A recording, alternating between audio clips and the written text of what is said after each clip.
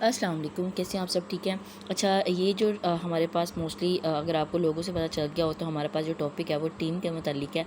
और हाँ, first of all congratulation अगर कोई भी न्यू पर्सन ऐसा है जिनकी माशाल्लाह अब टीम बनना शुरू हो गई है, तो ये वीडियो आपके लिए तब देखना बनती है जब आपके पास इंशाल्लाह पहला फर्स्ट पर्सन आ जाएगा। और उसके नीचे भी इंशाल्लाह एक लिंक और दिया जाएगा, तो आपने ये और इसके नीचे जो एक लिंक दिया जाएगा आपने उसको वॉच लाजमी कर लेना है। अभी अगर वॉच कर लेते हैं तो वेल है, आपको कल को नहीं देखनी पड़ेगी और ये चीज़ें आपके अंदर आपके पास मद्देनज़र होंगी।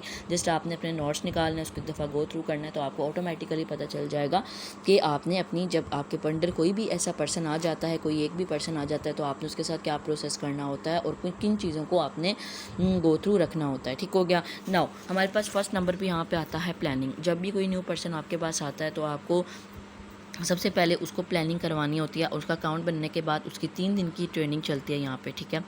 उस ट्रेनिंग के अंदर आप उनको 3 चीज़ें प्रोवाइड करते हैं। एक प्लेलिस्ट होती है, 2 आपके पास कॉल्स होते हैं जिसमें से एक इंटरव्यू और एक रिव्यू कॉल होती है।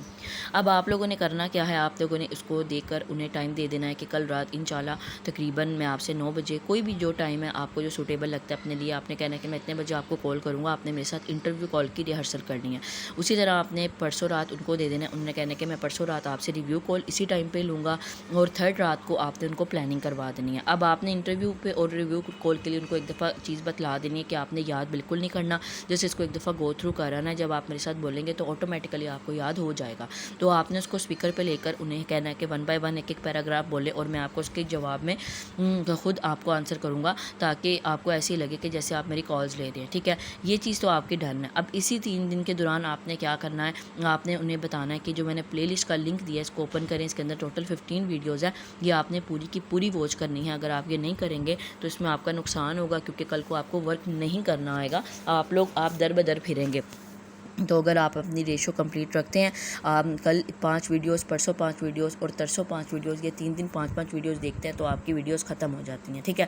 देन आपने क्या करना है कि डेली जब आप उनको कॉल पे लिया करेंगी तो आपने उनसे लाजमी पूछा करना है कि डियर आपने वीडियोस वॉच की हैं, डियर आपने वीडियोस वॉच की हैं, ताकि अगर वो नहीं भी कर रहा है या अगर सीरियस नहीं भी है तो उसको पता चल जाए कि यार ये चीज़ मेरे लिए इंपॉर्टेंट है।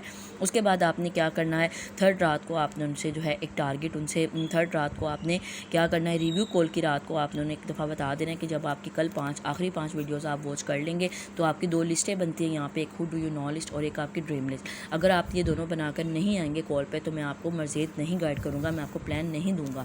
ठीक है, तो काइंडली आपने उसको बना कर आना है।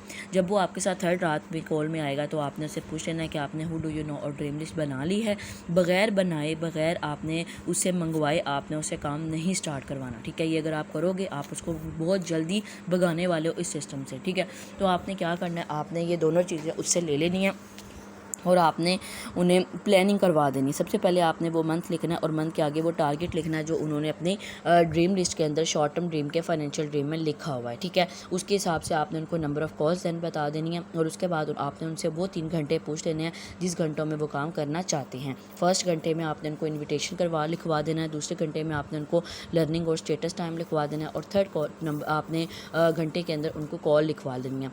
उसके बाद आपने क्या करना है, जैसे आपने ये सारी चीज़ें कर दी दैन आपने उनको जो है ये बता देना है कि आपने एक दिन का उनको मज़ीद रेस्ट देना है। 4 डे में आपने उनको कहना है कि आपने अपने तमाम सोशल मीडिया हैंडल सेट करने हैं, क्योंकि अभी आप हु डू यू नॉलेज पे ही वर्क करेंगे, लेकिन आपने अपनी ये सारी चीज़ें इसलिए सेट करनी है ताकि कल को आपको प्रॉब्लम ना हो। आपने यहाँ पे भी वर्क करना है, वहाँ पे भी वर्क करना है। जो भी आपका इनविटेशन टाइम होगा आपने अपनी who do you know list में नंबर ऑफ़ कॉल्स के हिसाब से आपने उन पर्सन्स को उठा लेना है और आपने उनको डायरेक्ट मैसेज नहीं करना वर्क के लिए। आपने उनको एक पोस्टर फॉरवर्ड कर देना है, पोस्टर भेज के आपने कहना है कि अपने स्टेटस पर लगा दें। बिलफर्ज अगर वो पूछ लेता है कि यार ये क्या है मुझे भी बताओ, तो आपने उसे कहना है कि मैंने ये ऑनलाइन वर्क स्टार्ट किया, ये एक ऐसा प्रोजेक्ट है जिसके लिए हमें कुछ यंगस्टर्स की नीड है, अगर आप चाहते हैं वर्क करना तो मुझे बताएं। अगर बिलफर्ज वो खुद ही इंटरेस्टेड हो जाए, ये सबसे एक अच्छी अप्रोच होती है कि अगर पर्सन को आप डायरेक्ट करते हैं तो वो अपने आप में थोड़ा सा एक मगरूर टाइप हो जाता है, लेकिन अगर आप उसको रैंडम तरीके से करेंगे उसको पता होगा कि मैं इस चीज़ में खुद इन्वॉल्व हुआ था और मुझे सीरियस रहना है। ठीक है, तो देन आपने क्या करना है, उससे टाइम ले लेना और उस टाइम पे आप अपने सीनियर के साथ कॉल पे कनेक्ट करवा देना है। तो ये चीज़ जो है ना आपने लाजमी करनी है। जितने भी बिगिनर्स भी यहाँ पे बैठे हैं तो वो भी सुन लें। तो काइंडली आपने क्या करना है, आपने उस पर्सन की इस तरह से प्लानिंग करवा देनी है। आप सीनियर को मैं ये बोल रही हूँ। ठीक है, तो सीनियर्स आपने जैसे उनकी ये प्लानिंग करवा दी तो आपने उनको जो है लॉ ऑफ एवरेज पे काम करने का कहना है, लॉ ऑफ एवरेज का बता देना है उनको कि वही 10 पर्सन्स को गाइड करोगे तो एक आएगा, तो काइंडली आपको थोड़ा सा बिल्कुल भी नेगेटिव होने की ज़रूरत नहीं है। और 2 मंथ्स कंसिस्टेंसी के साथ आपने बैग ऑन कोर्स भी देखना है और काम भी करना है, ठीक है। तो आपने ये चीज़ें जो है आप सारी उसको बताकर एंड देन कॉल एंड कर देनी है, और आफ्टर कॉल आपने उनको सारा मटेरियल प्रोवाइड कर देना है और उनसे सेव भी करवा लेना है, ठीक है। ये सारी चीज़ें हो गई डन। अब आपने क्या करना है, आपने उनको अगले दिन आपने उनको ये बोल के आपने अपनी कॉल एंड करनी है उस दिन कि आपने कहना है कि आपने कल के दिन 3 अपने इंस्टाग्राम अकाउंट्स बनाने हैं बिज़नेस वाले, उनकी बायो वगैरह कैसे सेट करनी है उस सब के लिए मैं वीडियो इसके सिस्टम के अंदर डली हुई है, आपने वो देख लेनी है। एंड सेकेंडली आपने व्हाट्सएप जो है ना अपना सेट करना है, ये आपने एक दिन लगाकर पूरा यानी कि कल का दिन आपने लगा के सारी चीज़ें अपनी सेट करनी है। और आपने 3 इंस्टाग्राम अकाउंट, एक टिकटॉक अकाउंट और एक व्हाट्सएप अकाउंट का व्हाट्सएप का आपने मुझे स्क्रीनशॉट भेजना है ताकि मुझे पता चल जाए कि आपने ये कर दिया। उसी के अगले दिन आपने उनको काम स्टार्ट करवा देना है, पहला पॉइंट। दूसरा पॉइंट ये हो गई आपकी सारी की सारी प्लानिंग। और नाउ सेकंड नंबर पे आ जाता है हमारे पास 3 पर्सन। आपने आपने कोशिश करनी है कि हमारे इस सिस्टम का ये रूल है कि आपने अपने पर्सन की पहले 3 पर्सनस को खुद रेडी करना होता है, ठीक है। यानी कि आप यहाँ पे अपना काम चाहे स्लो कर दें, जो मर्ज़ी कर दें, अगर आपसे अपना काम मैनेज होता है तो वेल है, नहीं तो फिर आपने अपने काम को स्लो कर देना है और आपने उनको ज़्यादा फोकस देनी है। अपना जो बिगनर है आपका, जिसका अब पहला दिन है आज के दिन काम करने का, तो आपने उसे ये टारगेट दे देना है कि आपने कोई से 3 पर्सन से मेरी बात करवानी है, मैं वेट करूँगा। आपने उसके 3 पर्सन की intro call, review call and closing call उसके सामने कर लेनी ताकि उसको पता चल जाए कि आप कैसे उनके साथ डीलिंग करते हैं।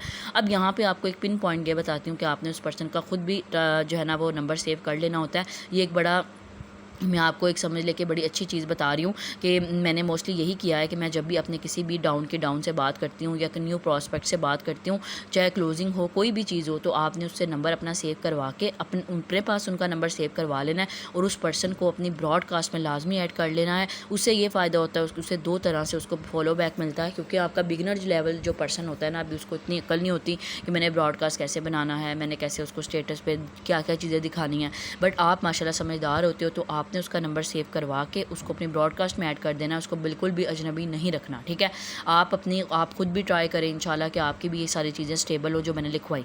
उसके बाद आता है हमारे पास दूसरे नंबर पे 3 पर्सन आपने रेडी कर लिए। उसके बाद थर्ड नंबर पे आता है who do you is must, ठीक है। बाज़ दफ़ा ऐसे होता है कि जो न्यू कमर्स होते हैं वो क्या करते हैं, वो अपनी मतलब कि वो हु डू यू नॉलेज को बिल्कुल एक बेकार सी चीज़ समझते हैं। उनको ये लगता है कि शायद हम स्टार्ट में हम कैसे काम करें, हमारे तो जो घर वाले इस तरह नहीं है, वो तो नहीं करेंगे। मतलब आप अपने पास एक अज्यूमिंग कर लेते हैं। ये सबसे बड़ी आप गलती करते हैं, जिसकी वजह से नुकसान ये होता है कि आप लोग बाहर के लोगों को डील कर के थक जाते हैं, जिसके अंदर आपके पास कोई ख़ास स्किल भी नहीं होता, और क्या होता है एट द एंड आपकी शिकस्त हो जाती है, ठीक है। तो आपने वो पर्सन जो आपके साथ बहस करना शुरू कर दे, आपको ये कहे मेरे पास तो पर्सन ही नहीं है, ये सब आपके दिमाग का फतूर होता है। पर्सन बहुत ज़्यादा है। अगर आप अपनी एक बहन को भी उठाते हैं और उससे भी स्टेटस लगवाते हैं तो पर्सन बहुत है। अगर आप अपनी कज़न को भी उठाते हैं, उससे भी स्टेटस लगवाते हैं, पर्सन बहुत है, ठीक है। लेकिन आपको थोड़ी सी ना माइंड यूज़ करने की ज़रूरत है। अगर आप अपना नंबर चेंज करके अपना नेम जो है कोई और रख के अपने पोस्टर के अंदर अगर आप अपने किसी को भी फॉरवर्ड करते हो स्टेटस लगाने के लिए, तो उससे भी अच्छी खासी लीड आ सकती है। लेकिन वही बात आ गई, दिमाग यूज़ करने वाली बात होती है, ठीक है। तो आप लोग उस पर्सन को कभी भी इस चीज़ की इजाज़त ना दें कि हाँ चलो ठीक है आप अननोन जोन को अप्रोच कर ली, ये गलत करते हैं आप, ठीक है। आपने ये उसको नहीं कहना, आपने कहना है ये आप जस्ट अज्यूमिंग करना छोड़ दें, और ये बात आपने प्लानिंग में उसे बोलनी है। उसे कहना आप अज्यूमिंग करना छोड़ दें, आपने हु डू यू नॉलेज पे ही वर्क करना है और यही आपका टारगेट है, ठीक है। देन उसके बाद आता है हमारे पास अर्निंग आफ्टर स्टार्टअप, ठीक है। अब यहाँ पे इसका फ़ायदा क्या होता है, जब आप अपने पहले 3 पर्सन अपने पर्सन के पहले 3 पर्सनस को रेडी करते हैं तो उससे फ़ायदा ये होता है, एक तो आपकी टीम में भी इजाफा हो जाता है, दूसरा आपका जो न्यू कमर होता है वो मोटिवेट हो जाता है, उसके बाद एक अर्निंग आ जाती है लोगों को दिखाने के लिए, और थर्डली ये कि वो एक बहुत अच्छा वर्क स्टार्ट कर देता है इसी मोटिवेशन के अंदर, ठीक है। उसके बाद 5th नंबर पर ये फ़ायदा 5th नंबर पर है मंथ प्लान डायमंड। अब आपने क्या करना है कि जब भी न्यू जो आप जब एज एन समझ लें कि सीनियर, जब भी आपके पास न्यू मंथ स्टार्ट हो जाता है तो आपकी कुछ एक्टिविटीज़ होती हैं जो कि आपको करना लाजमी होती है 1, 2, 3 तारीख को, ठीक है। दिन के स्टार्ट के जो 1-2 दिन होते हैं ना, उसके अंदर आपको मीटिंग्स लगाना बहुत ज़रूरी होता है, ठीक है। जिसके अंदर कुछ मीटिंग टॉपिक्स ये होते हैं कि आपने मंथ प्लान होता है आपकी टीम के साथ, दूसरा आपने अपने कुछ डायमंड्स को साथ उसमें से निकाल लेना होता है, ठीक है। और उन डायमंड्स को आपने अलहदा मीटिंग दिया करनी है, ठीक है, जिसके अंदर आप कुछ एक्स्ट्रा उनको स्किल सिखा सकें।